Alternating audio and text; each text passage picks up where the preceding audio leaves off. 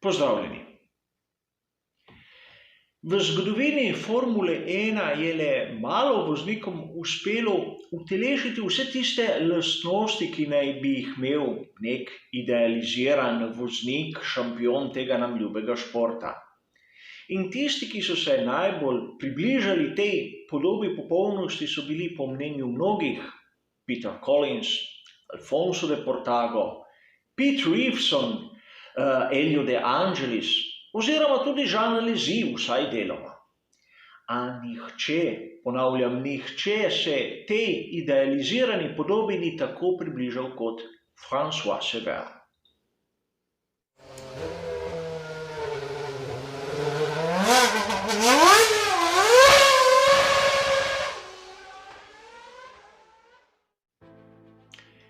Življenjska zgodba Françoisa Céverta je navdušujoča že od samega začetka.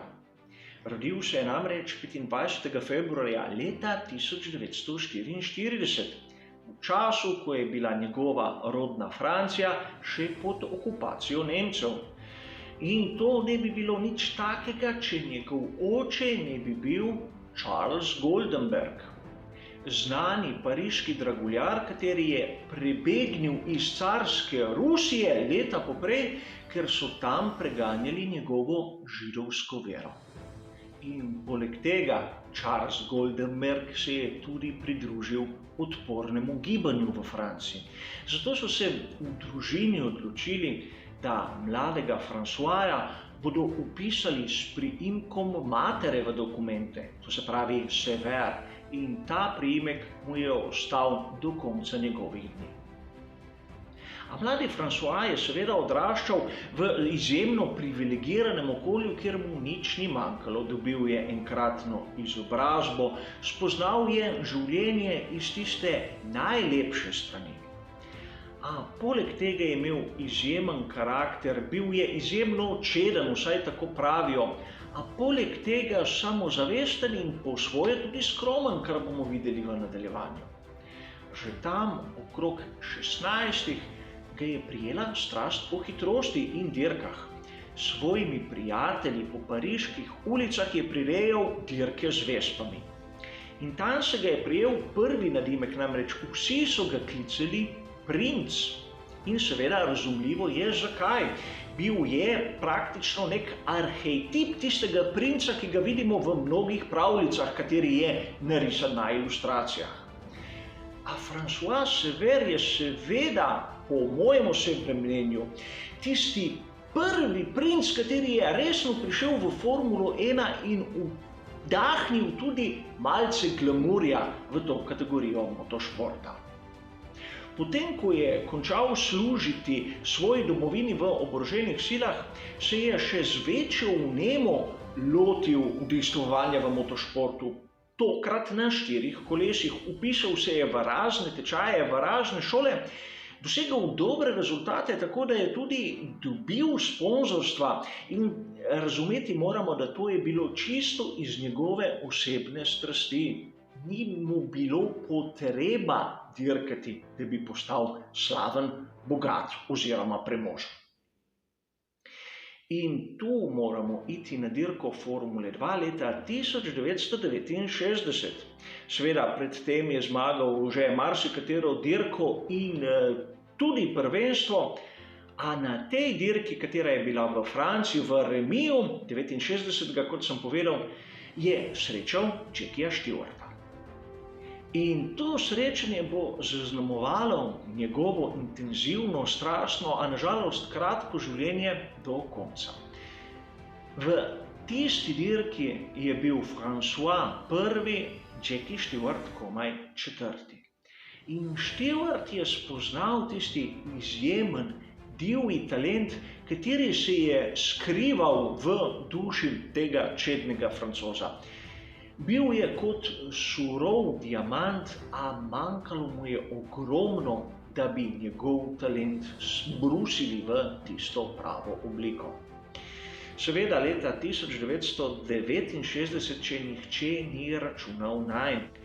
Pri ekipi Tyrrell, za katero je dirkal Jackie Stewart, so bili v pravem prelomnem trenutku.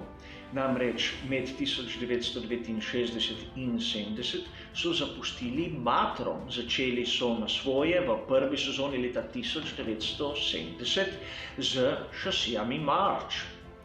In takrat so imeli francoskega podkrovitelja, Elf, kateri je tudi dal značilno barvo ekipi Tyrrell, tisto temno modro, katera jih praktično ni zapustila do konca njihovega obstoja.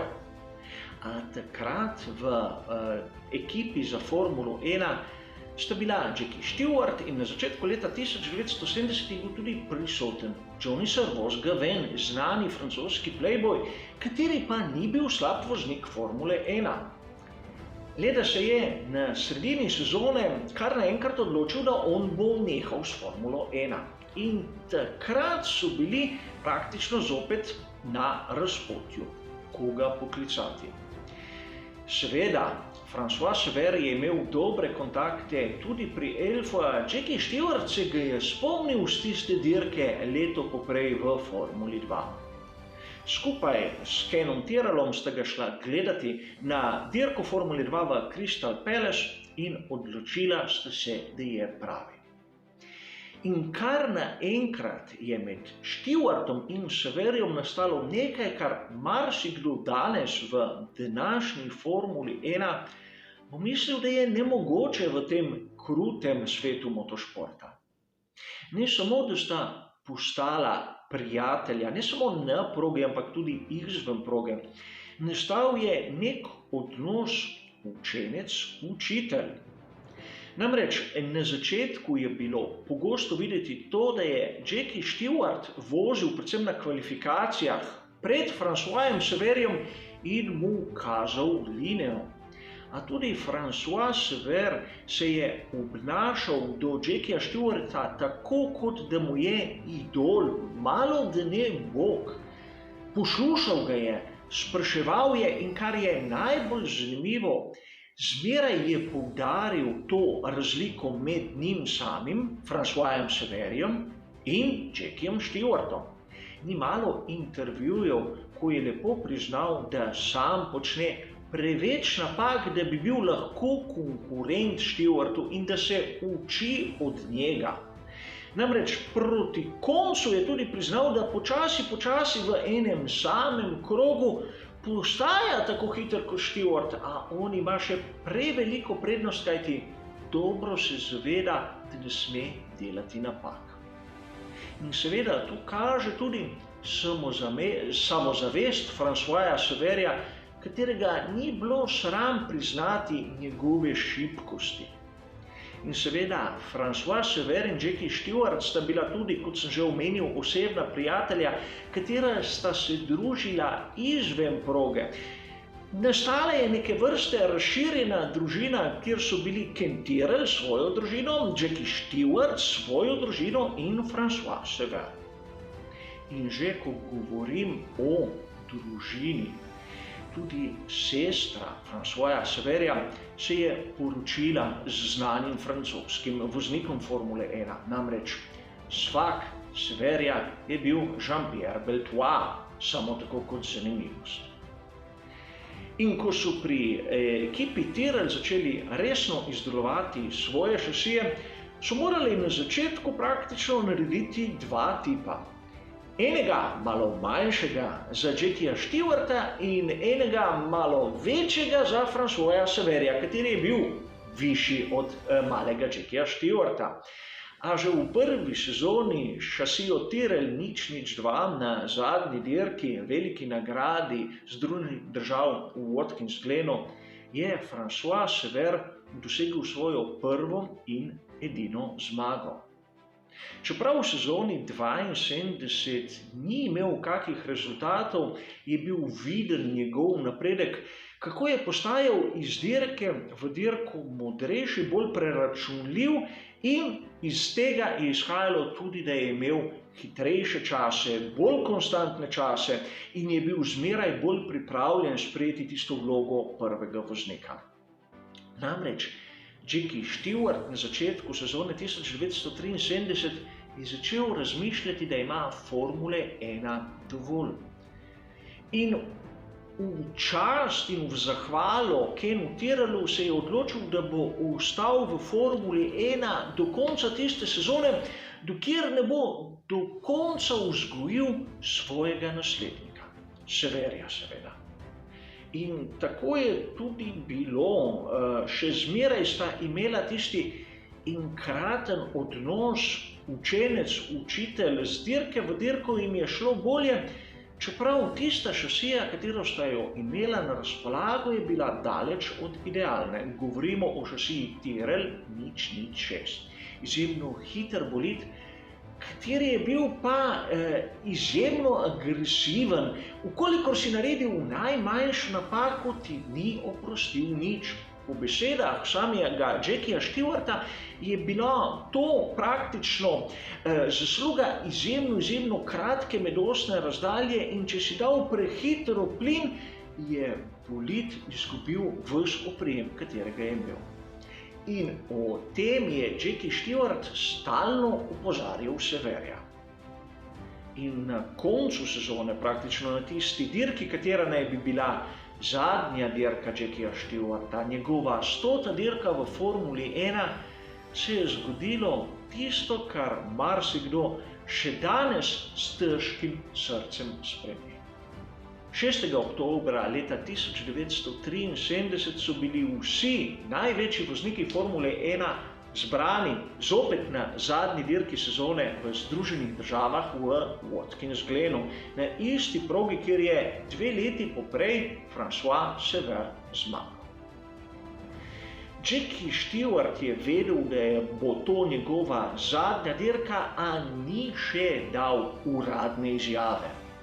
Mnogi so to vedeli, nekateri celo čutili in verjetno François Sever je hotel pokazati, da sedaj je pa prišel trenutek, da bo on postal tisti prvi voznik in da mora on prevzeti vodilno vlogo.